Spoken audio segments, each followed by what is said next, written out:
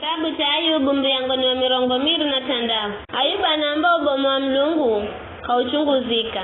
Ayubu akizikisa akiamba, ujeri wenye woza kalawagizi mbo mkwangu. Imini siya wadini. Uwe wawagiza mkono sio nguvu. Uwe wamuadhate ya siya hekima. Akumpa mazo manjimazo. Ni anyaria kusaidia kunena maneno gano. Na ni roho ya hani ziyombola kwako. Ama riofa manatetema. Ama riotili za maji najo sivishijo mumo. Kuzimu kulu azumbere za Mlungu. Abadoni kena kifinikiro. Yana kukunjula kwa upande wakwavuri. Wakozuru Mlunguni. Ana ugoja rumwengu tulu hasio kitu. Ana gafunga gomazi ndani za mainguge. Na gomaingu kagapashuka. Kwa uzi wa gomazi. Anaofinikira uso akihisi cha enzi.